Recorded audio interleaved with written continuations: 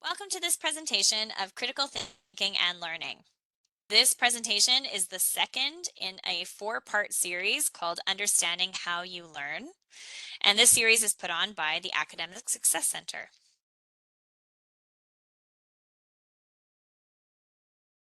My name is Emily Jackson. I'm an academic support specialist at the Academic Success Center. My email is there on the screen. I would be very happy to hear from you if you have any questions or comments about the content of this presentation. So before we begin, a land acknowledgement. RRC Polytech campuses are located on the lands of Anishinaabe, Inaniwak, Anishinaabe, Dakota, and Dene, and the national homeland of the Red River Métis. So our agenda for the next little while is we'll start with an intro to critical thinking.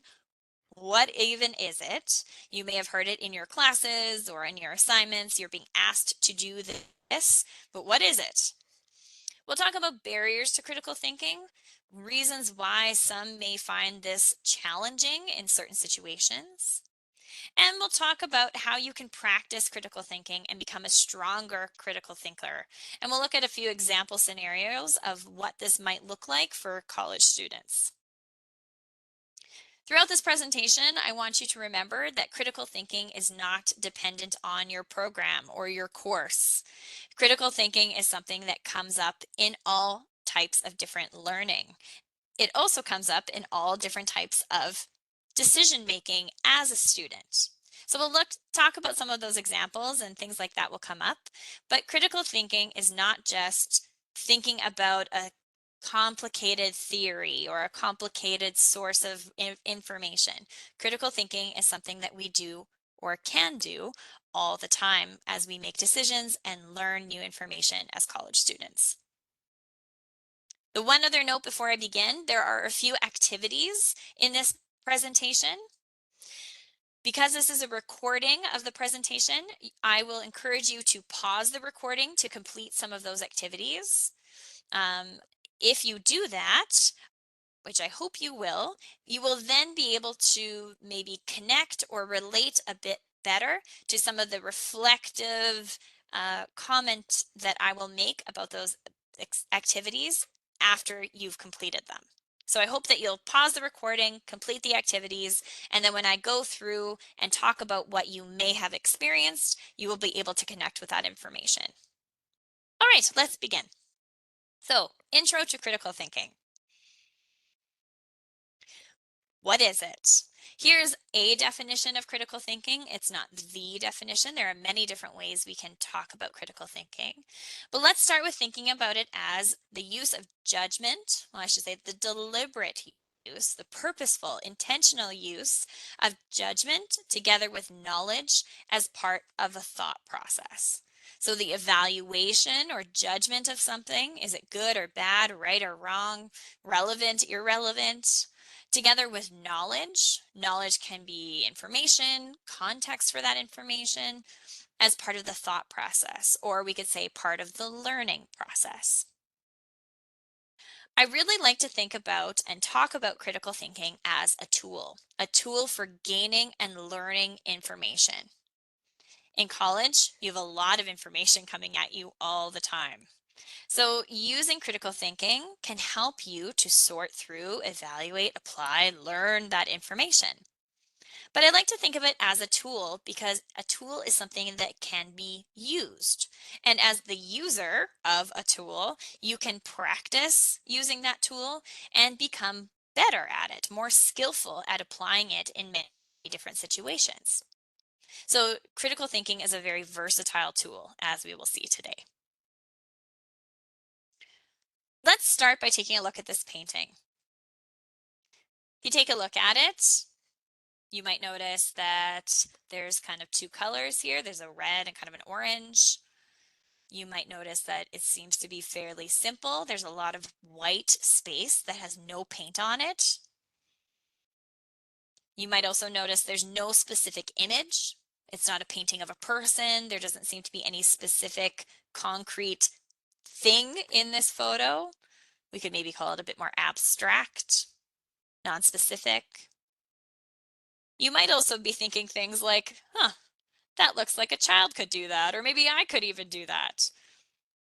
You might be thinking it's overly simple or not interesting at all. But I'm going to give you some information about this painting, and I'd like you to take notice of maybe how your impressions or impression of this painting changes, or maybe if you become more interested in this painting.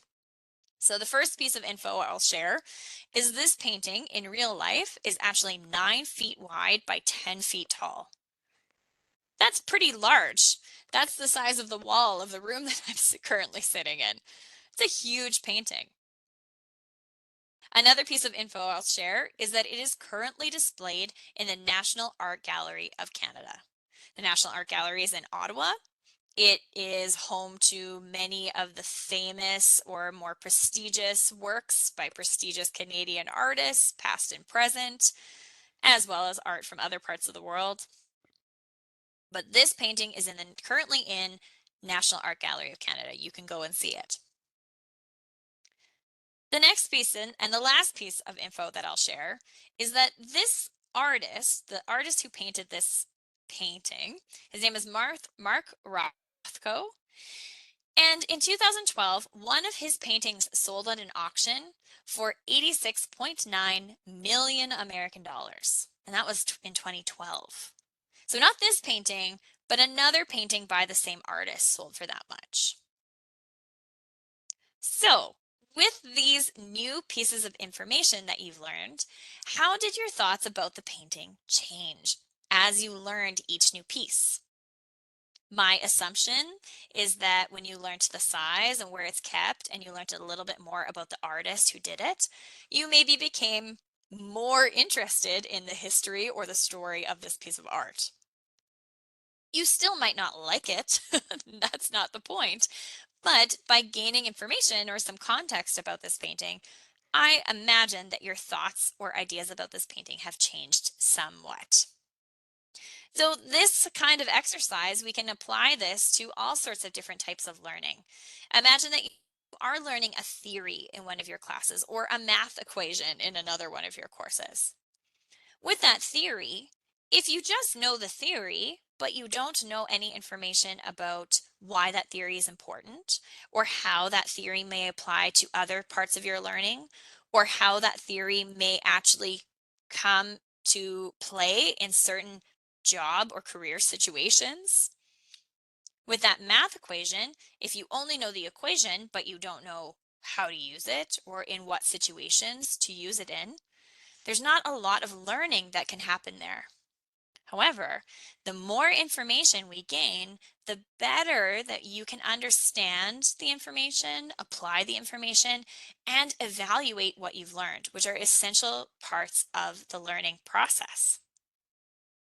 So we were able to think a bit more critically about that painting with the more information that we were able to get. All right, let's talk about barriers to critical thinking. To do this, we're going to do another activity. So I would like you to play connections. I'm going to put 20 words on the screen, and after I put the words up, I encourage you to pause the recording, maybe give yourself 2 minutes to complete that activity, because we're going to talk about some of your maybe or what you may have experienced while completing this activity on the next slide. So I'll put the 20 words up, and what I would like you to do is group them into 5 logical groups, 4 words in each group. So what I mean by a logical group is that each word should fit into one category so that you can create 4 or 5 categories, and every single word fits in at least one, but only 4 words in each of those 5 groups. As you are sorting through the words, you will need to identify the category or the connection within the group. So I'm going to put the words on the screen, and like I said before, I strongly encourage you to pause the recording and take a minute or 2 of your time to give this a try. So there are the 20 words. Go ahead. Okay, if you pause the recording and you've started it up again, let's take a look at the results for this game. Here are the 5 categories I identified. The first category is one who participates or one who does espionage, spying. The next category is flower parts. The next category is I love blank. All four of those words fit within that blank, famously fit within that blank. The next category is yoga poses, and then we have alternative sports at the bottom. Maybe you got some of them, maybe you were on the right track, maybe you had some and moved them around at different times. That's all very possible. So when I've worked with students in the past and done this activity, I always like to ask, why did this feel challenging? Or what did you experience that made this activity more difficult for you? And here are some of the answers that I tend to get. It's possible that it was challenging due to lack of prior knowledge or unfamiliar words. Maybe you were doing some Googling as you were trying to complete that activity because you had never seen some of those words before. That's very possible. It's also possible that you saw some of the words and you immediately knew what it meant, but you didn't think deeper to consider that there may be another meaning to that word. So this is kind of like bias. When we have a bias about something, often our learning kind of halts, or our thinking, critical thinking about that topic halts or stops because we don't want to or don't really want to, don't need to bother thinking beyond what we feel we already know.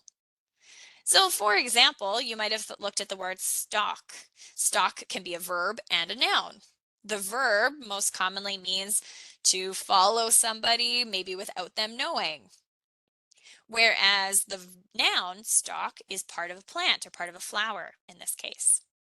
So maybe you thought of one of those meanings, but that kind of acted like a bias towards that meaning because you didn't think any further about other meanings of that word. It's possible. Your cultural background may have influenced your understanding of some of these words. It also may have played into you not knowing some of these terms. For example, I Love Lucy, that was a very famous American TV show from 50 years ago. So if you didn't grow up in the United States or in Canada or a country that was where I Love Lucy was very popular, you may have no context for the culture that really loved I Love Lucy at the time. You were also working alone. You were probably watching this recording on your own, so you couldn't ask questions or share knowledge that you or your peers may have had. You may have experienced stress, confusion, frustration while you were completing this activity. Maybe you felt at one point like, oh, I can't do this. This is way too hard. I'm going to give up. I'm not doing this. All of those emotions or thoughts that you may have had would definitely stop you from thinking critically about how to organize these words. Stress, confusion, frustration, sleepiness, any of these feelings, right, can really block our ability to continue to think deeply about something. You also may have felt that you had very brief or kind of incomplete instructions. For example, the groups were organized into categories that have very different criteria. The yoga poses, that category, those were 4 examples of yoga poses. Whereas the I love blank category, all of those words fit within one of those blanks. You may not have expected that and therefore felt like you didn't have the full instruction. All of these may act as barriers to critical thinking in one way or the other. Our brain is always working. Our brain is always doing something, whether it is unconscious, something we don't notice, or something conscious, something we are focusing on. So the unconscious brain can be doing and thinking and experiencing, but our conscious brain is what we are focusing on, what we are actively doing. So some of the factors and connections that you may have, some of the factors that made it challenging, some were unconscious, such as maybe stress. You might have been feeling some stress about that activity or confusion about that activity, and maybe you didn't even realize the impact that that emotion or that experience feeling was having on your ability to complete the task. Others were likely conscious.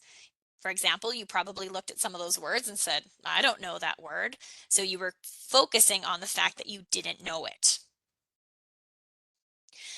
Critical thinking is a conscious process. If we think back to that original definition, a deliberate use of judgment, purposeful, deliberate. So to become a strong critical thinker, we actually have to practice this skill in order to develop it. So let's talk about how you can do this. I'm going to introduce 4 steps that you can take in a situation where you need to think critically. And then we'll look at some examples of what that might look like in a college setting. So how can students practice their critical thinking skills? Here are the 4 steps. Gather information, separate feelings from facts, consider the bigger picture, and decide what you think. So what does this mean? Let's look at the first one.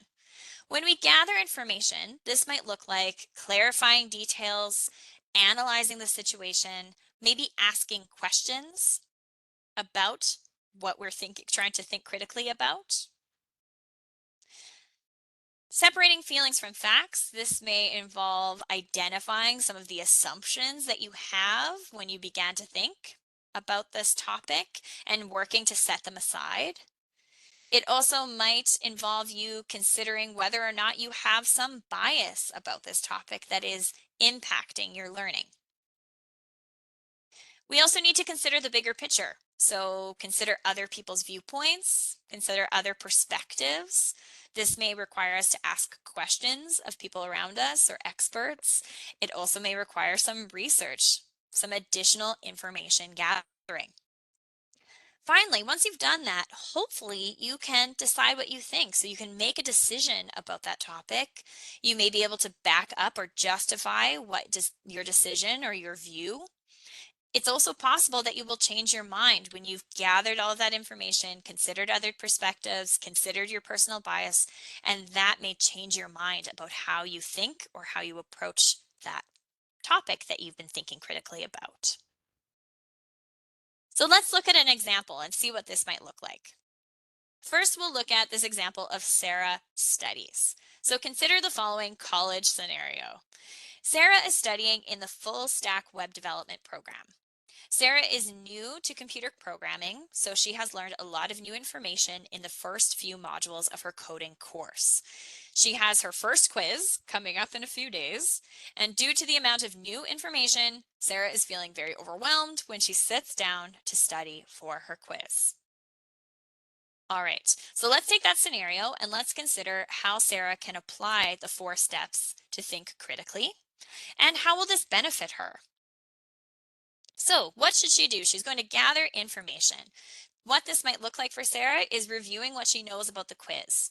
Okay, she knows it's worth 5% of her final grade. She checks her course outline to confirm it. Yes, it's worth 5% of her overall grade for that course. She also knows that the quiz is in 3 days. Okay, so she's got a little bit of time to prep for this quiz, and she knows that it covers modules 1 and 2. Excellent. Moving on, now she needs to think about separating her feelings or identifying some of the feelings she may be having that are impacting her critical thinking process as she prepares for this quiz. So she notices that she's feeling very nervous about the quiz, which is causing feelings of stress and overwhelm. Stress and overwhelm definitely impact our ability to think critically, to think logically, and to learn. So she identifies that, okay, I'm feeling nervous. What am I going to do about that? Next, she should consider the bigger picture. Maybe she can calm some of those nerves by recognizing that it's actually okay if she doesn't get a perfect score. She can still try, but if she gets maybe 2% or 3% of that 5%, she's going to be okay. She can still pass the course even if she doesn't perfectly score on her first quiz. Maybe this also involves, considering the bigger picture, she talks to some of her peers within their class and says, okay, what are you studying? What do you expect will be on the quiz? Let's work together to share our information so we can prepare. It's possible. So she's gathered information, she's separated her feelings from the facts, and she's considered the bigger picture. Now, what could this result in? Maybe she decides to make a study plan. She's got 3 days. She's going to study 3 hours, or sorry, 1 hour per day, 3 hours total of studying. Day one, she'll focus on module one. Day two, she'll focus on module two. And day three, she'll do a bit of review of both before she writes the quiz the next day. So by thinking critically about her situation, about this prep that she needed to do for her quiz, she was able to create a study plan that will likely lead to a very successful performance on the quiz. She will also likely be able to learn the information better because she has been able to set aside her assumptions about the quiz or her assumptions about her own ability to do well. All right, let's look at one more example here. So let's talk about Remy. Remy is in a different situation than Sarah. Sarah's situation was a bit more about the study skills, prepping for a quiz. Now let's talk about Remy learning some new information. So Remy is studying in the early childhood education program. Remy has experience volunteering in a daycare center, so he brings a lot of prior knowledge to his learning. Recently, an instructor has been teaching about the importance of inclusion of students with disabilities in daycare centers, including why it is necessary to adapt daycare settings and lessons to include the abilities of all children. However, in Remy's experience, students with disabilities were taught different lessons, and they were often kept in certain areas of the daycare. Remy values his experience in a daycare center very highly, but now his instructor is telling him something very different than what he experienced in the past. Okay, so how can Remy think critically about what he needs to do in this situation? Let's walk through the 4 steps with Remy to wrap up this presentation today. So, to gather information, maybe he's going to review the information that he's learned and compare it with what he knows to be true or what he thinks to be true based on his experience. I think it will be very important also for Remy in this situation to identify some of the feelings he is having about what he's learned. So maybe he realizes that he has very positive feelings about his work experience, whether that's because he loved his coworkers, he learned a lot, it was a great time of his life, whatever it may be. And those positive feelings about his previous experience is causing him to resist learning something that contradicts something that he experienced in that volunteering position. Maybe he's recognizing some of his biases that he has against this new info. Finally, he should consider the bigger picture. So maybe this looks like, okay, I've identified that I have a bias here. I may be influenced by my positive experience in my previous job. So I need to try to learn a little bit more about this in order to really work on deciding or learning or deciding what I think about this topic. So he does some research, maybe he discusses his views with people who have personal experience with this topic, maybe his peers, his friends, family, even his instructor, and says, hey, this is what I think about this, and this is what I'm learning. Can you give me some more information or some more context? All of these steps show that Remy is thinking critically about the information that he's learned, and he's trying to evaluate or form a judgment by gathering more information on it. So in the end, maybe Remy needs to do even more research and seek out even more resources about this topic in order to decide what he thinks, or he thinks that, there's not one right answer and I need to learn more. However, ultimately, by following through with these critical thinking steps, Remy may actually change his mind. Now that he's aware of the bias that was preventing him from intaking or learning and understanding the value of the new information he learned. This is possible. So this is a situation that comes up a lot when we may hear something or learn something that goes against what we have understood to be true. Often that experience can prevent us from continuing to think or learn new information. All right, so those 2 examples are demonstrating how these students could apply these critical thinking steps. If you try this the next time you are asked to think critically, or you're in a situation that requires that deeper thinking, if you can get in the habit or, intentionally follow these steps, I believe that that will help you become a stronger critical thinker. So a quick summary, critical thinking is the deliberate use of judgment and knowledge as part of the thought or learning process. Critical thinking is a tool for gaining and learning information. Critical thinking is a skill that anyone can develop, and it's an essential skill for learning in college. When you're in a situation where you need to think heavily or deeply or think critically about something, practice gathering new information, separating feelings from facts, and considering the bigger picture in order to help you decide what you think or what you should do. Thank you very much for for following along with this presentation today. Just a quick few updates from the Academic Success Center. This was the second of 4. So next week, Tuesday, will be stress and learning. Next week, Thursday, that's September 21st, will be procrastination and learning. You can use the same WebEx link for any of these presentations. If you miss them, they will be recorded, just like this one is being recorded, and posted on our website for you to view at any time. I encourage you all to check out our website, check out these centers in order to browse the supports available to you as a student at the college. And finally, I encourage you to connect with an academic coach if this is something that you would like to continue thinking, learning, talking about. Academic coaches can help you set goals, develop your ability to retain information, think critically.